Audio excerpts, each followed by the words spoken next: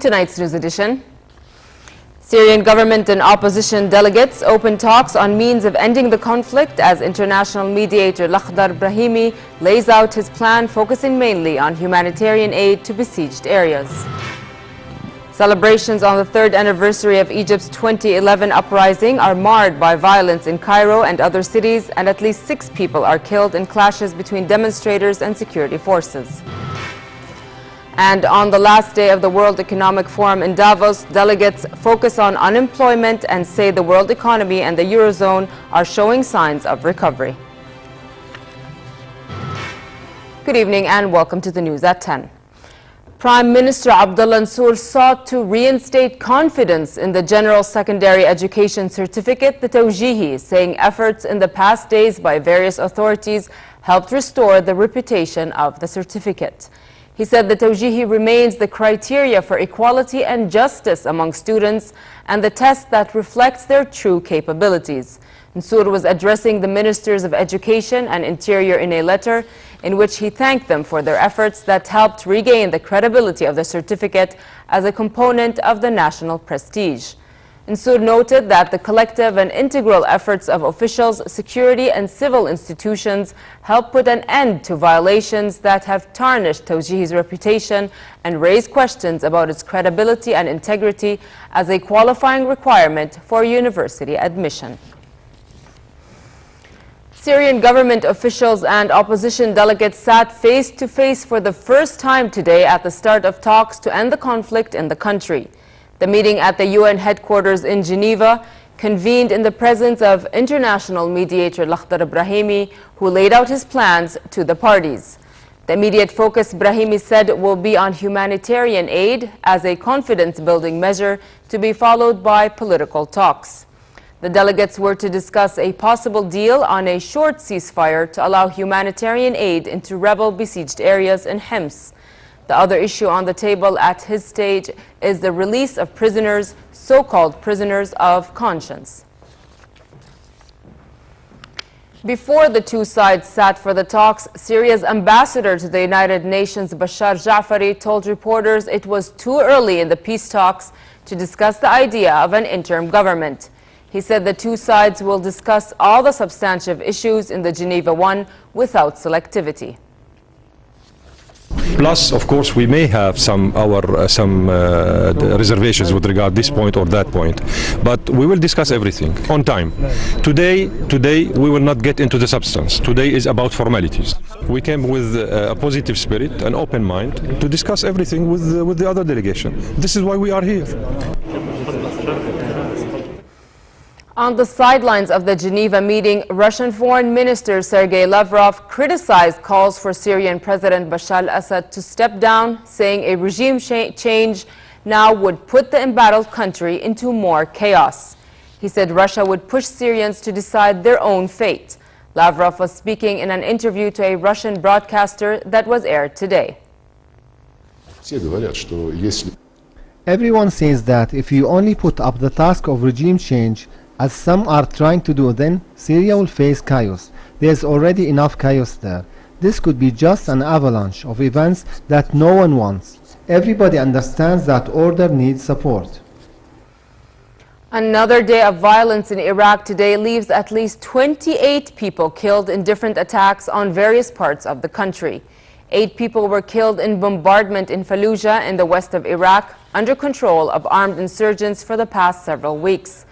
Meanwhile, Iraqi authorities announced that 20 terrorists were killed in a military operation in Ramadi in the Anbar province overnight with the help of tribesmen. Violence in Iraq climbed back to its highest level in 5 years in this last year alone, with nearly 9,000 people killed, most of them civilians, according to the United Nations. Celebrations on the third anniversary of Egypt's 2011 uprising against former President Hosni Mubarak were marred by violence and clashes.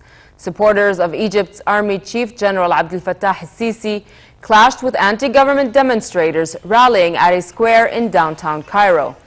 Some 1,000 Muslim Brotherhood demonstrators formed a barricade after being chased by al-Sisi supporters, while security forces fired shots and tear gas into the air. The protesters were chanting anti-army and police slogans, and according to security sources, about 7 of them were arrested. 6 protesters were killed in different parts of Cairo, where armored personnel carriers were deployed to try to keep order, and anyone entering into Tahrir Square had to pass through metal detectors. In the southern town of Minya, 2 people were killed, and in Alexandria, a woman was killed in clashes between Muslim Brotherhood supporters and security forces. In Libya, 4 Egyptian embassy staff, including the cultural attaché, were kidnapped by gunmen in the capital, Tripoli. No group claimed responsibility for any of the abductions, but they came soon after one militia group reported that its leader has been arrested in Egypt and warned of a response. Libya's justice minister said the diplomats were taken in reaction to Cairo's arrest of commander of the operation room of Libya's revolutionaries, Sha'ban Hadja. The group's commander denied involvement in the kidnapping, saying they operate under the command of Libya's military chief of staff. Yesterday, another Egyptian diplomat was seized in Tripoli, demonstrating the persistent disorder in the country. Afghan President Hamid Karzai said he will not sign a security pact with Washington which allows U.S. troops to stay in Afghanistan until the end of the year. His argument is that the United States should leave Afghanistan unless it could restart peace talks with the Taliban. He said the peace talks with the Taliban is a condition because he wants to ensure that after signing the security agreement, Afghanistan would not be divided into fiefdoms. He also criticized NATO and embassies for financing TV ads broadcast by local networks about the security pact.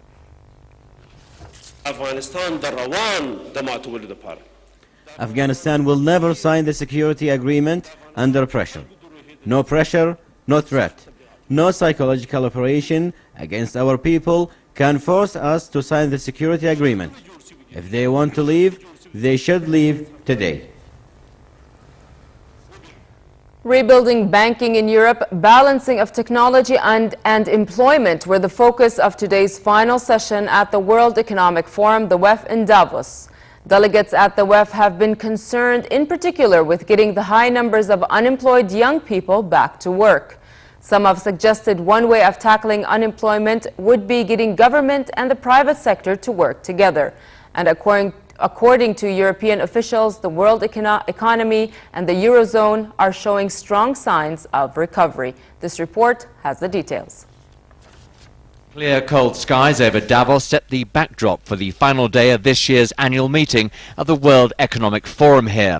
Returning global growth has been a theme here, along with its challenges. This session asked if technology was creating a jobless recovery. One union leader says it's about lack of investment. Because we've seen an investment strike. We have not seen a level of investment that is considered anything as normal. People aren't investing. If you're not investing, then you're not helping productivity. If you're not helping productivity, at the end of the day, that has an impact on workers' earnings. Tech may be the biggest driver of some of these changes, and I think it is, but that doesn't mean we should stop tech if we don't like some of the outcomes. The solution is in transforming our skills, our organizations, our macro policy, so we get more of the growth and more of the productivity and less of the joblessness. In the main hall, top bankers and finance ministers came together to ask how banking could be rebuilt in Europe. This system of a single currency union will not work with a fairly deep form of banking union, and my personal belief is it will have to go further still, and it probably will, because I think this is work in progress in an inherently complicated political environment. If we want to have sustainable growth, we have to fight for structural reforms again and again, because the world is changing very fast. And by the way, if we want to work for sustainability, we have also to have in mind that we have to avoid too much inequality, otherwise we will fail. Finally, round-the-world yachtswoman Ellen MacArthur was in Davos today promoting the concept of a circular economy where recycling generates jobs and cuts waste.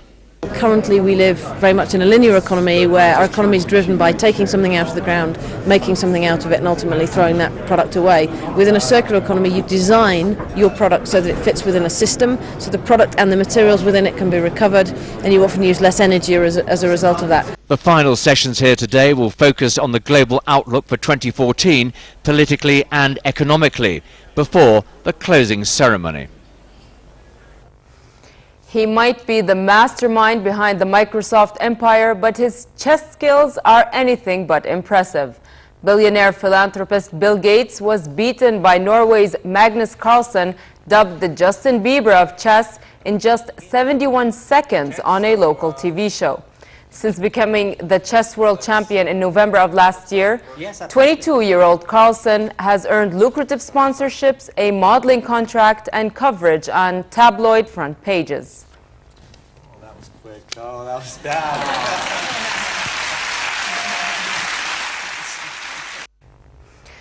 If you ever wondered that you might be addicted to your smartphone, don't worry, a solution is under development. Ironically, the solution is yet another smartphone application.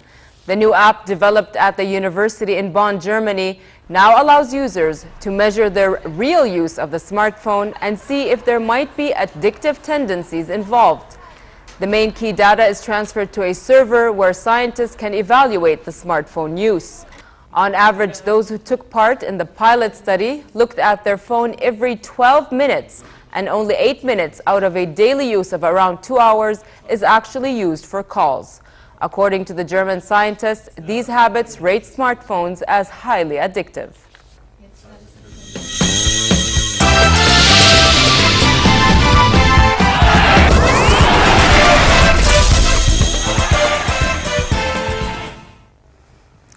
We start with tennis and the Australia Open women's finals. China's Li Na weathered a feisty challenge from Dominika Kibalkova before roaring to a 7-6, 7-3, 6-love victory. Struggling with her serve and an errant forehand in a tight first set, the 4-seed Li found her range in devastating fashion to notch 6 straight games. Runner-up Li in 2011 and last year, Li raised her hands in the air in triumph and after shaking hands with her opponent, went straight to her player's box to embrace her coach, Carlos Rodriguez. The 31-year-old became the oldest woman to win the Australian Open.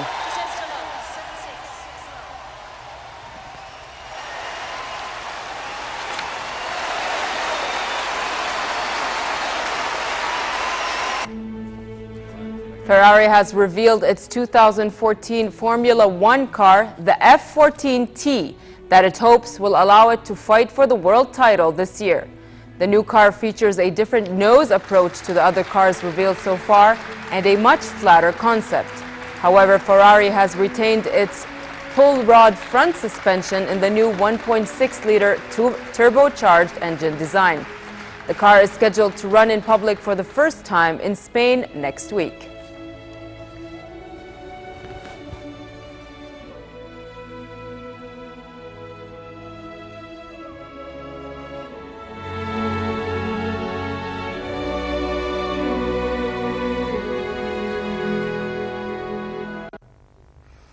And finally, cold and partly cloudy conditions continue tonight with southeasterly moderate winds. Tomorrow, unstable weather begins to affect the kingdom, creating partly cloudy skies with a chance for light rain, especially in the southern and eastern regions. Winds will be southeasterly moderate to brisk, changing to southwesterly in the evening. The Gulf of Aqaba should expect warm weather tomorrow with northerly moderate to fresh winds and slightly choppy seas. Next are the lows and highs for tonight and tomorrow.